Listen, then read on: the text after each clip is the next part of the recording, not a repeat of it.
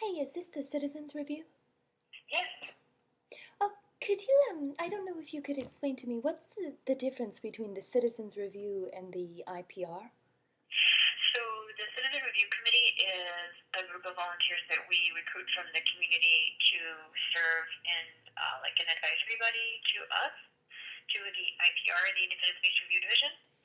Um, did you have a specific question in regards to? Oh, I think I understand. So, they're concerned citizens who help advise the IPR? Yes, and they make policy recommendations to the chief, and they hear appeals from the community. So once the complaint channels through the independent police review process, the Citizen Review Committee is an appeal body, so a community member can bring their complaint to an appeal process. Oh, great. And how long does an IPR review normally take? It depends on what what the complaint involves. Um, so yeah, do you have a complaint with us right now, or do you know someone who is interested in filing a complaint? Well, I'm just trying to get a better understanding of whether or not the the entities are independent? Are they paid by the government? Or do they have a vested interest in protecting brutality or investing? Yeah, we Investing? do. We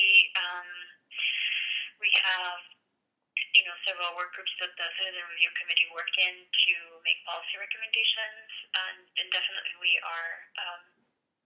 We're a government entity, but we're separate from the police. We're under the city auditor's office, and so our main role is to be neutral, because police officers can also file complaints from within the bureau. So we have to, make sure we're staying neutral. But definitely, all of those concerns are something that we address very seriously. Do you know, in terms of a citizen investigation, for officers that are assailants of people, citizens, how far can we go back in the personnel records with the officer assailants? Like, obviously, we can look on the internet, but in terms of getting some accountability, actually, this is maybe more of a question for the lawyers, but is is it the case that if the officers, after they've beaten someone up, then make some like fictitious charges against someone, um, do they have to show up to court to defend their fictitious charges, like with a parking ticket kind of thing? We don't address parking tickets at all because that has nothing to do No, with. no, no. I'm saying as an analogy to, I know if an officer says you were speeding at 100 miles per hour, the officer has to show up and defend his accusation. So if the officer who beat you up is going to have to show up into court and explain, the reason why I beat this guy up is because he had a disorderly appearance or something like that. Like, do you see what I'm saying? So, I mean, if there's a traffic violation, that's separate, but the conduct of the No police traffic. officer, It has nothing to do with traffic, yeah, just the pure traffic, analogy.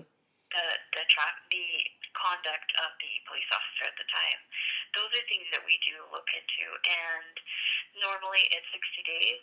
Oh, 60 But days. yeah, but sometimes, it's up to our director if there's been if it's a use of force case, it would be up to the director. So, the best thing would be to come in and talk to our investigators, or I can put you through to an investigator right now to talk about. And, it's really not up to the civilian, person involved with the case to figure out whether a policy's been violated. That's something that we could figure out for you. Oh, but you guys are the one who have to pay the civil settlement. So if you guys are the ones who decide We whether, don't oh pay no, for oh it's not the auditors, or who is that? The treasurer or something? it's the city. The city. Okay. Well, that does help clarify a few things. So 60 days might be typical. It could be longer. Yeah. Yeah, and then it's run through the city auditor's office, Uh and huh. then CRC is an advisory panel of unpaid citizens. Yes, correct. And what is their interest level? Are they criminologists, or is it just a personal calling to supervise? Or Yeah, so their bios are all on our website, so you're more than welcome to take a look. If you go on the website, there's like a section that says Citizen Review Committee, and so all their bios are listed out. It's right on the first page. It says Citizen Review Committee biographies, and so that lists out their backgrounds, their interests, and when they were sworn in. So all that information is on our website. So, and then my other question that I think I just snowballed a few questions into one big confusing monologue, but sorry, I tend to do that. But the thing about a citizen investigating the personnel records of the assailant officers, I mean, I guess I just need to get started. I don't know if you have a few phone numbers, but just calling around the police personnel departments, figuring out who's in charge, who hired this person, how many times has it happened before. Because I don't know how many times an officer can beat someone up without losing their job or kill someone, Well,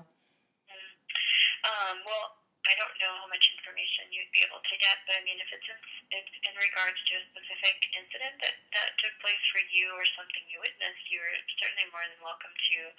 And it could have been something that happened a while ago, but like I said, it's up to the discretion of our director if he's going to pursue a case. I mean, if it's a case of use of force, which this sounds like it was, I mean, I'd recommend that you come in and see what you can do with getting this investigated. And who's the director? It's Constantine Sevier. Constant. And then we have 4 investigators who are here all the time between 8 and 5. So, 8 and 5. And we're now on the main floor. I don't know if you've been to our office. We've moved to the main floor of City Hall, so just past the security entrance, you go to the right, and we're in room 140. Great. So Constantine Sevier, is that Severe? Yes. Oh, great. And then who are the other 4 investigators? So we have 3. We have currently 2 female and 2 male investigators who, have a background with working with survivors of domestic violence, sexual assault, working with protective services with DHS, and so, I mean, you're more than welcome to come in. Or if you call the 823-0146 number, you can actually reach one of them right now. And what was that, 046? 0146.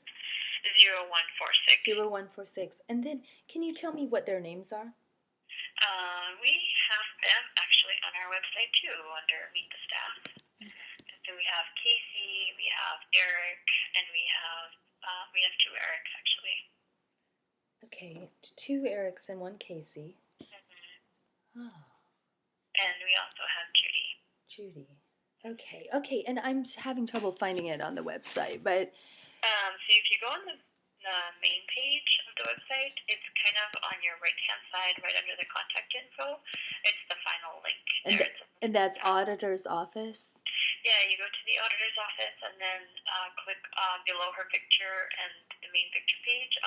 There's a Independent Police Review Division, or if you go on to www.portlandonline.com/auditor/IPR, then you'll actually come right to our website. And then, meet the IPR staff. Excellent. Okay, and then the thing I just saw here that actually was a bit of a clue is that the public records request, how far does that extend? Does that involve your knowledge of the attack, or I can just submit that? Most likely, yeah. Yeah, okay, so... if you go on the auditor's website, you can also see that records request, or I can put you through to someone who could help you with that records request. Yeah, actually, a records request was something I had pursued before. It was kind of a... I don't think it was taken as seriously as I meant it, but yeah, maybe I was actually going to the wrong person, though. Would you like someone from our investigators to call you back? Because if you give me your name and phone number, somebody can call you back if it's a case that we're currently investigating or have records about. And who handles the audit, the records? Is that a separate department? Yeah. Oh, and how come it doesn't have a phone number? I'm not really that familiar with that piece of it, but like I said, I can put you through to someone who would be able to get you that information. Well, I'd rather speak to the records department themselves versus one of the investigators. So I Yeah, Or if you go, I'm at yeah. public records request on the website, and it says binding city policy. Mm-hmm. I am for these records. Let's see. Link to the Uniform Public Records request form. No, I think I found it. Okay, and then Yeah. because it's like a snail mail PDF thing, and I could just mail it into you for public records, and because Well, it. the thing is, if this is a complaint that we've handled, we have the records. But if this is not a complaint we've handled, we wouldn't. Well, but this Yes. could be more generalized for a uniform public records request. Could be like regarding fluoride or regarding any hot issue at City Hall. It could be like just a research tool for a variety of uses. Yeah.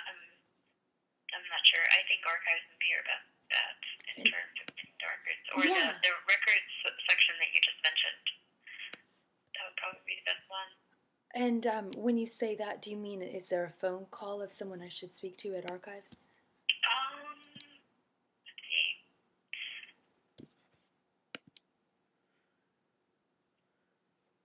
Yeah, there appears to be a phone number for archives, Okay. and it's 503 Okay. 865 865 4100. 4100. And the other number, the 0146, I forgot what that was for. That's for the complaint. That's our complaint department. Oh, complaints. Yeah. Okay, great. To file complaints or to look up complaints that you've if it's a complaint that you've had. Great. And so another question is,